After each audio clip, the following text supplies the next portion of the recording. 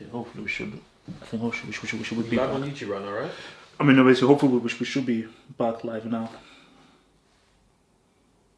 Okay, all right, we're coming back now. We gonna restart or? Yeah, we restarted. Okay, cool. Sorry guys, well, back man. We just got a message. So just quickly, just give me your round up your view on Kepa again. Just a very truncated view on Kepa. I think so. Basically, brick or not? Definitely in brick form. Definitely deserves that Class B brick recommendation. Even despite the penalty save. Amazing penalty save. And that redeemed the first error. But for me, a sign of a keeper certainly in bad form is when you're making multiple mistakes in a game. Not only did he make a mistake for the first goal, but then even the distribution was very questionable at times. And then for that final goal, like that's just schoolboy. Like no. I mean, let the ball go over your head in that situation. Because remember, like, keepers do that a lot. Where, like, and that's just where it comes from. You having awareness and you judging when the ball is going to go over. But the thing about it is that you have to be 110% sure the ball is going wide. The fact that you were not 110% sure that the ball was going wide or going over, I just think it's stupid of you just assuming that, I'm not going to save. The ball goes over and then it just messes you up. So lack of awareness, also lack of experience, and just actually knowing where you are on your goal. Because this isn't the first time it's happened. It also happened in the Ajax game when Ziyech scored from that free kick from that crazy angle. Yeah. Like, this is a recurring theme, and for me, as a Chelsea fan, I'm worried because we signed him on a 7-year contract. I understand the reasoning behind it. Yeah, 7 years. 7? Yeah. So I mean, a year and a bit into it now? Obviously, he went for 70 million. So obviously, that raised a lot of eyebrows, just like you're doing right now at the time. Wait, was it Sarri that sanctioned this? Yeah. Like, and you got to bear in mind, I've been fortunate the time that I've been a Chelsea fan, that we've had amazing goalkeepers, all world class. Koulibaly, obviously Czech, Courtois as well. These guys are all great goalkeepers. First and foremost, obviously Kepa came under this kind of new era. We're trying to play up from the back, be more progressive, but like your bread and butter is actually stopping the ball from going into the goal. Yeah. Let's just say this season he's not been up to task at all. I think, but just looking at the match as a whole, for me, I just feel like if Valencia had better finishers, like they beat Chelsea very easily. Like they had 3 clear-cut chances. I think Chelsea have to be lucky that you are facing a team like Valencia. Yeah. Against a better team, Chelsea lose 100%. Like they lose because the kind of chances that Valencia miss, like that was, is it Maxi something? Maxi Rodriguez. Maxi Brick. Let's call him Maxi Brick. Maxi Brick. Whoever that dude was, I'm like, Mike, like those two, the first one he missed, he completely missed the ball. So I think, for Chelsea, like, I just think, as you were saying, like, it is really waiting for the, Maxi Gomez. Maxi Gomez, yeah. Maxi Brick sounds better though. Yeah, Maxi Brick sounds better. Loftus-Cheek is definitely needed in this team. I think 100%, like, that inside forward is a huge miss. Because whenever a Willian and Pulisic, he did alright, but whenever they get the ball in those areas, you're missing someone with the individual ability wide who can get you goals. I think Chelsea are a really good team right now, but we lack players with that individual quality that can go and do it by themselves. I think we're a very good unit. We knit the passes very well in our midfield, and I think our counter-attacks are great, but when teams are just set up in their bank of form, where they're actually down to break them down through our own individual brilliance of any individual player, we haven't got that. We really do lack that right now in the team. But I think the main issue that I've seen with this team is just the lack of killer instinct that I've seen in this team. And like even today, for instance, let's not forget they even missed a penalty as well as those chances that Maxi missed, and also Rodrigo at the end with his open goal miss. So I think we're very, very fortunate today, and we're quite lucky that we have a game at home, which should be the home banker at home against Millwall, where if we win that, we do go through, because on another day we could have easily been out of sight on the wrong side of the result tonight. So for me, I just think like it was Valencia not very good, and I think that Chelsea, especially during those first 10-15 minutes, I felt that Chelsea could have easily pretty much put the game to bed a lot earlier. And I think, obviously for Lampard, he doesn't have all of the players within him, the transfer ban and so forth. Tammy Abraham injury. I think, look, Batshuayi is a cool guy and everything. Tammy Abraham is easily the better striker. And I think Batshuayi hasn't really put a strong enough argument to really say, I should be starting it. Or should we? No, you've not, So I think that it is very important for Chelsea, moving, because I think there is good quality there. There is good quality, but I just think that this now comes to Lampard's managerial skill of trying to get the best out of this team. And what will help is what I said before, is that now Pedro's not coming back from injury and so forth. Build in an understanding with Willian, Pulisic, and Tammy. Then they're never going to be like, Firmino, Mane, and so forth, who are pretty much the best. But if you can build somewhat of that kind of understanding, then that's the best thing. I mean, honestly, I would make the point that there's an understanding to a degree now. I think you can get better, but those are just players who are good, but they're not great. Certainly not right now, at least. And they lack really that killer edge. Because again, we saw in practice today, we could see that Chelsea were a better team, but we just weren't creating those clear chances in the final third. So it's something to be worked on. But obviously, that's something that's gonna only probably take certain obviously months, years, but also transfer windows to actually improve the personnel in the squad. Yeah. So I mean, so do you? I mean, for moving forward in this game, I mean, actually, look at so players that impressed the most. Reece James, of course.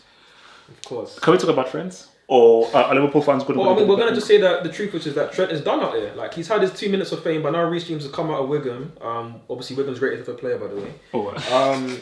Like, he's taken over. Like, he's literally got Trent's crossing, he's got Wan-Bissaka's defending, and he's got Kyle Walker's athleticism. Like, he's the perfect package at right back. Unbelievable player. Oh no! I think for me, like Reece James, I think that guy definitely should. And I think like if basically he should always be a bona fide starter. And I do think that remember you said like who should Chelsea be trying to get come this summer? I think if they can just get a quality inside forward, but also a left back, a quality wing like left wing back as well. I think that will. Because remember, Reece James is good, but he's still improving. I think that's why I said to Real Madrid, like Danny Carvajal and Marcelo were hugely important. That's made Real Madrid good. And if you're an attacking team, wing backs are vital. They're actually much more important than you think. If you're an attacking team, you just need like the front three and the strike. No, the wing backs are huge. We look how Liverpool use their wing backs now, and we look at Man City when Pep came into there. He spent 150 million on fullbacks. Yeah. So that tells you how just important people see. Look at how important Dani Alves was for him. Look how important Alaba was also for him. Yeah. So I just think having these guys around there are actually really important. But I just think Chelsea. Look, there were definitely instances in that game that Chelsea could have put it to bed, but the defense is a worry. So, do you think that the fact that he didn't keep the same back line affected things, or do you think Chelsea would have still considered those chances if they were still the same back line with Tomori? There was just too many changes. I think it was less individual mistakes from the defenders, because again, Zuma's still a very good defender. Obviously, we know Azpilicueta's main strengths are defensively, but he's better in a 3, isn't it? Definitely, yes, definitely. I think you couldn't maybe question his tackling, for instance, 1v1 tackling, but at the same time, when he's now been pushed to the left, and you can see the communication and distance in between him and Zuma wasn't on point today. Obviously, we saw lack of communication between Kepa and Christensen almost cost us for a goal as well. That was another error back at Kepa when Pereira put the ball over the top. Kepa, man, good lord, I'm done with that guy right now. But I think there's a few too many changes. Because obviously, I think he wanted to accommodate Reece James starting at right back and then move Aspie to left back. But I think they're also taking Tomori and putting Christensen in the biggest game of the season, which the players and the manager themselves have admitted. So to make that many changes to the back line was a bit of a strange one. So we've got away with it today, but something to obviously look forward and look towards in the future. Yeah, for me, and I just look. I mean, obviously, looking forward beyond this, I think have to just defeat Lille. And my thing, I always say, look, people will get semis minimum and all that kind of stuff, everything. But my thing is, just beat Lille. That's the key thing. I still think there's a really good team here. Yes. And I do think that, because I think the key thing to this team is chemistry. Like, what's it called? We're watching the interview with Tammy Abraham and everything, where he said that he's known Mason Mount since he was 12. Yeah. So they don't know each other was 12 and never. And that's, for me, people will call me crazy with this. So when I say La Masia, they're not going to be as good as La Masia, but you can see parallels of if you've been together with a certain group for such a long time and you're actually pretty good, you actually know how to play well, that's a huge thing to have. And I do think that's what is in Chelsea's favour is this kind of wavelength understanding that these guys have together, whether you want Reece James, Tammy, Tomori, Mason Mount, and so forth. Yeah. And I think that if Lampard can just cultivate that, but he can also just bring in better match management, better defensive stability, and just gets all of these things together, I think that maybe somehow these guys can do something moving forward. So what do you think? Again, hopefully they be like. But what do you think of the Champions League aspirations of Chelsea moving forward? Or do you think it should just be like quarters max, second round max? I mean, first and foremost, don't say group stage max. 100% we're going to get out of the group stage, 100%. But I think first and foremost, I think us here and everybody watching needs to put respect on the Cobham. Wait, I just so Primera Marmos just a super chat. He says, "No offense, HH, but Chelsea got dominated by 10th place Valencia, and they should have won 5-2.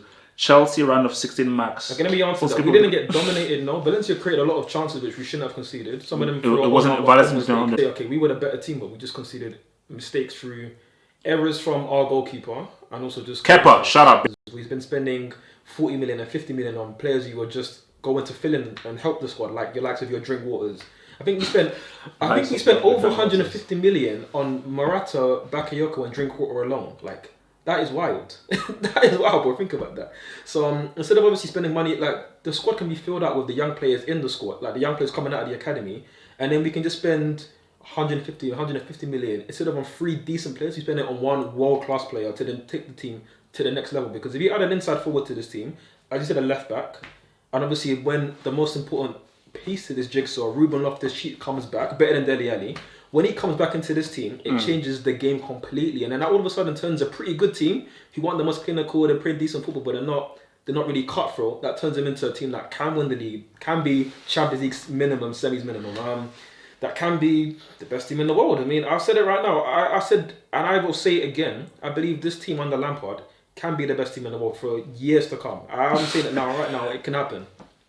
I'll hold you to that. Hold me to that. But wait, before you do hold me to that, put me in contact with Complicated HH. Yeah. I'm sure obviously he'll have the same views as me, I'm pretty sure. Oh no, he will. Actually, he's a very weird alter ego, but he'll be doing his review of this game. I'm yet to meet him though. When am I going to meet him?